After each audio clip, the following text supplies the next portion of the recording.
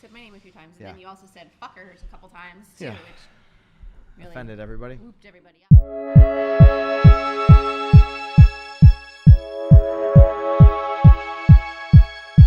Okay.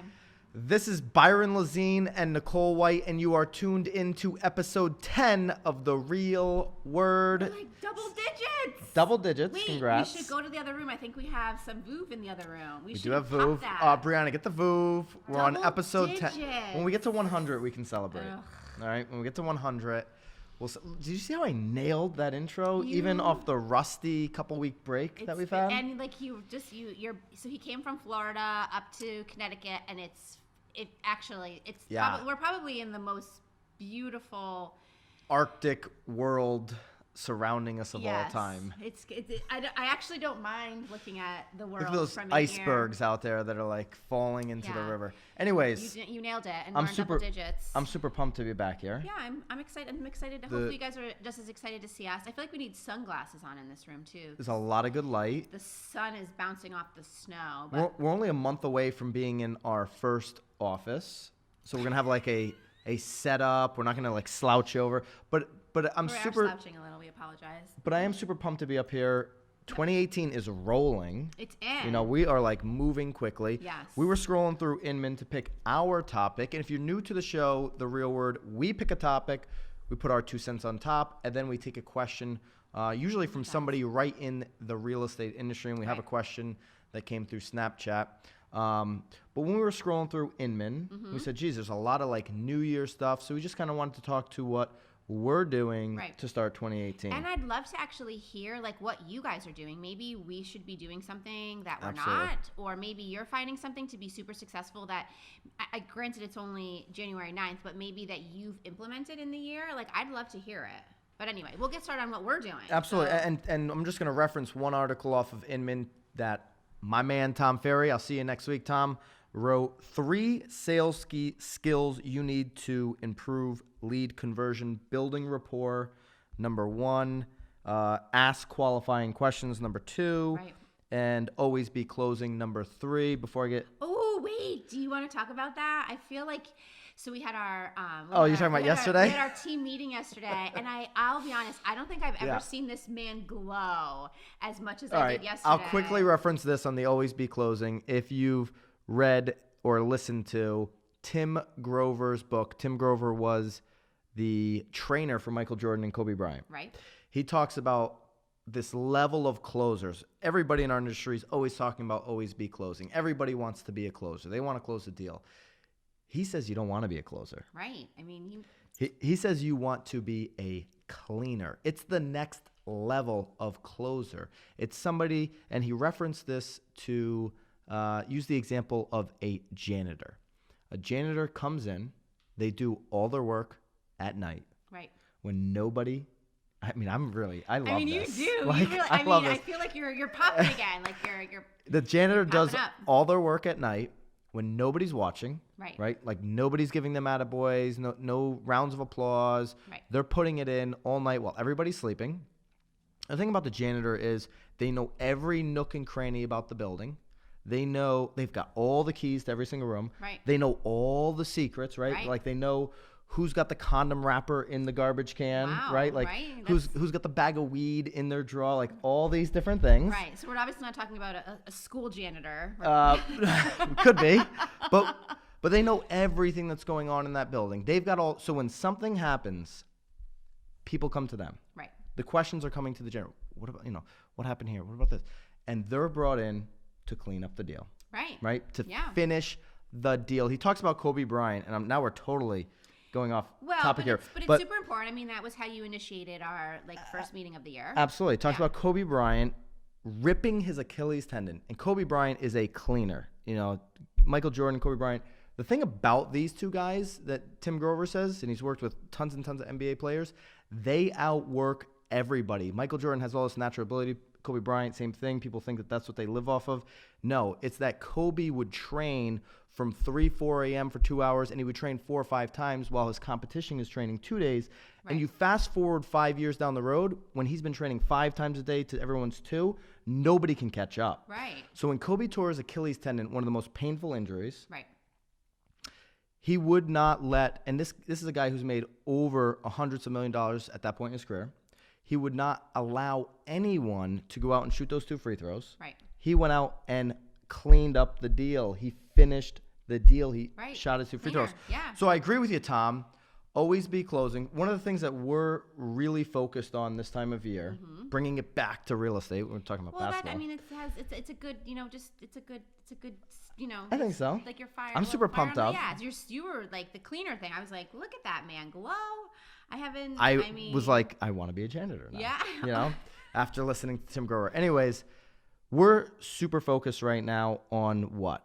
Getting listings. You have to. Yes. Now is the time to be getting them. If you're not, somebody else is. If you're not contacting even your own personal expired listings, somebody on our team is. So you're in Connecticut, yeah. Yeah, so like with Tom, with your article, these 3 things: always ask qualifying questions, building rapport, and always be closing. These are the skills you need to jack up your listings. Right. Yeah. So now's the time. Get on it. The snow is out and people don't think that they're listing, but dude, start cleaning them up. The agents and the teams and the brokers and whatever you call yourself out there right now that are focused in January and February on getting an absurd amount of listings are going to set up their entire 2018. Absolutely. This is the time to do it. Real estate is won and lost on the listings. Listings generate more business, more listings, buyers, leads. That's where the game is won and lost. All the control right now. Right. Absolutely. Right? Yeah. All the controls in the listing agent. So that's where we're focused on. We're focused on tracking that success. Right. That's really our big focus in January. Yeah, day 9 so far.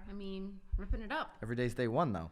Every day is day 1. All right. We're cleaning it up. We're cleaning. So, but again, we'd love to hear sort of, what do you like? Drop it in the comments. Is that drop it in the comments. We're going to link up the Tom Ferry article that was posted on Inman as well. Do we say happy if you're New going, Year? no, we don't. We're like into the episode now, okay, sorry. So we're rolling just like 2018 is. Anybody going to the Elite Retreat next week in California, I'll see you out there for speaking of Tom Ferry. Wait a minute. You will not be there.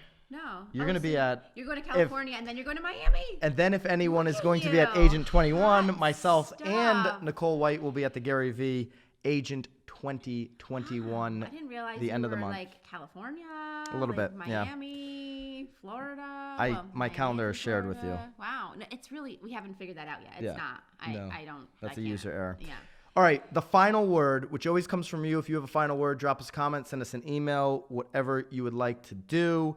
Anthony Boelens Snapchatted me the question. Snapchat, I love it. I'm so glad you're on there. I prefer the video, but we'll go with the text. Anthony. Do we know where he's from? Yeah, Anthony is from San Antonio, Texas. We've hung out. Awesome. And we've went and looked at some properties down there in the past. It's probably warmer there than it is here. Probably, I would say so. Mm-hmm. So Anthony says, "Yo, Byron." Yo, you love yo. I yo you just randomly throughout the day. I don't like the yo text, yo period, nothing else. Oh, I do that. And then like, That's what I do. You do that. Yeah. And then like you're waiting for me. And then actually this is what actually happens. All right.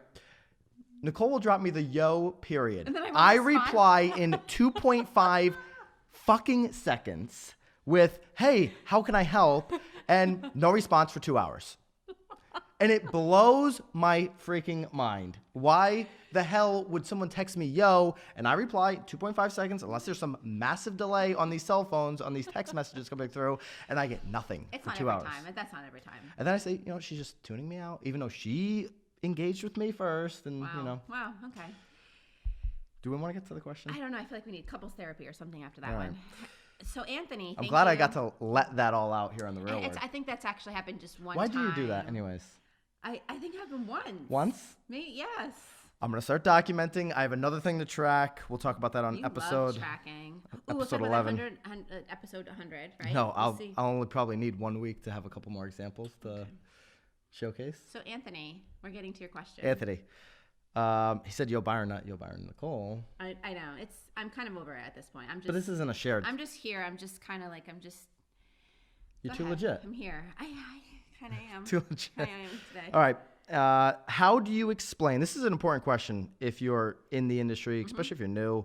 How do you explain to a seller that has the largest one-story home in a neighborhood and an average price per square foot will put them well over the neighborhood average, and it'll be a tough sell. How do you explain that when you're sitting in front of a seller? Wow. So I think there's so many ways to go about it. I actually rarely start out with the price per square foot. Do you start out with the price per square foot? Yeah, I mean, I guess that's one thing we need to clarify. In Connecticut, this is in New York City. I don't know that it's super relevant, Anthony. In San Antonio, the little bit I know about that market. But here, price per square foot is definitely not the biggest variable that we talk about with sellers because, again, New York City, you can play that game. Any type of vertical market, you can do that. Right. But yeah, I think it does come up from time to time. Absolutely. And I'll be honest, I mean, it's sort of like everyone always brings up assessments too. That's certainly not my determining factor, but maybe that's step 6. Are my assessments sort of lined up with the comps or the price per square foot in a certain range? In all honesty, I mean, I would go off the square footage, right? You would go off the square footage in the sense that you're going to compare, let's just call it a 4,000 square foot, one level home. Yes. And you're going to compare it to this 4,000 square foot home that might be on the other side of town though? So no. So again, that's where it gets a little bit tricky though, because again, San Antonio is it's a big place. It's much different than say where we are here in Connecticut. I mean, no, but I think you're right. I think I think if it's comparable neighborhoods, yes. But even if it's not, if you don't have a lot of comps, I'm probably going to utilize that one comp that I do. Yes. But I'm going to educate the seller on the difference in those two, and they should know. Here's the thing about price that I believe is we all have the information. It's whether the seller wants to believe it or not. They have the same information that we do. Right. But it's how we bring it to their attention, right? And we talk about that neighborhood. Now, if their price per square foot, and you can go back 10, 20 years if you want to on your MLS, and you can look at what's happened in that neighborhood. Now, if they're talking about a price per square foot that is well above and beyond a record, right?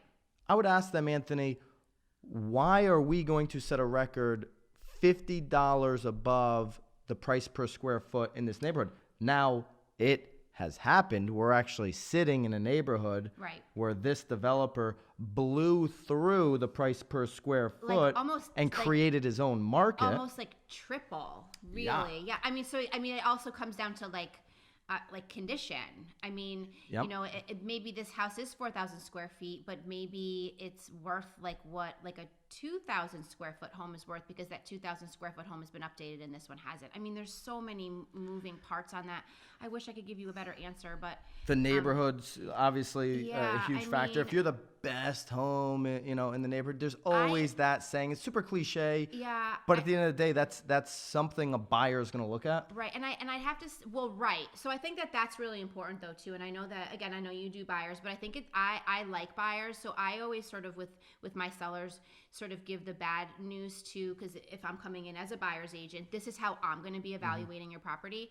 I actually would probably not use the word a tough sale. I don't think I'd ever use the word tough with one of my sellers.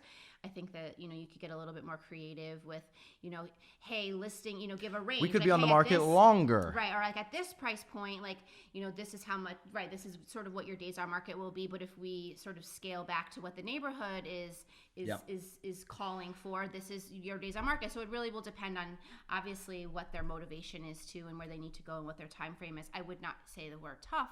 Yeah. But again, I mean, here, yeah, I mean, obviously these units are a tough sale, but they're not tough. They're not tough because of the features. If you're interested, by the way, in these units, 66 High Street in Guilford, Connecticut, drop us a comment. We'll actually link up 66highstreet.com. We should invite all of our Real Word followers to a party here. Anybody that wants to come. Parties. Absolutely. We'll figure that out. Maybe by episode 20, I'll have the logistics figure out. We could do it when it's not such an Arctic freeze over, but true. Maybe then the San Antonio peeps would want to come up. Absolutely. To hang. Yeah. In the late spring.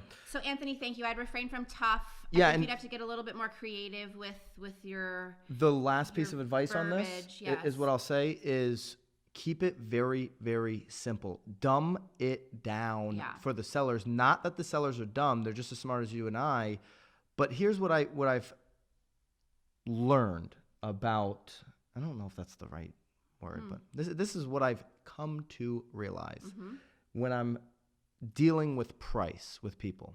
The smarter you try to sound, which is why I talk like an idiot, but the smarter you try to sound, the dumber you come across. If you just keep it really, really simple, some of the stuff that we were talking about, what was the record for this neighborhood? How do you compare to that? How do you actually compare to the comps that are the same square footage to Nicole's point? Keep it very, very simple. Overall, more people are going to relate to that than anything else. Can I just toss one thing in there too, though? I'd almost bring, and I've done that actually recently, now that things that are still on the market are left over, right? I'll actually bring some comps, like active comps too, so that they can see like, hey, like this is still on the market at this for price. 517 days. Right, like, and this is still left over. Like, do you still want to be sitting on the market next January? You know? Yeah, it always comes down to how long do you want to be on the market, right? And like, and how, and like, am I gonna price you competitively to like win?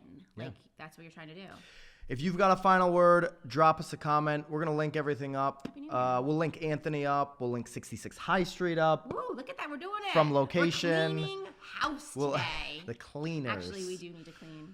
That would have been a good name for the podcast, The Cleaners. The Cleaners? Yeah. What podcast? Oh, like this podcast? This is a podcast. I know we're filming. Yes, if you're listening on SoundCloud, thank you. If you're watching on YouTube, thank you. We'll drop us a comment. New. Drop us a thumbs up. Share it up. Drop us a thumbs down if you want. Oh. Right? No, that's that'll fine. upset Nicole. But have it be a constructive thumbs down, like. Yes. Oh yeah, with some like stop with some comments. Or, oh my gosh, my back hurts. We're pumped to be in the office. Thank you. We'll see you again on episode 11. Bye guys. All right. That's good.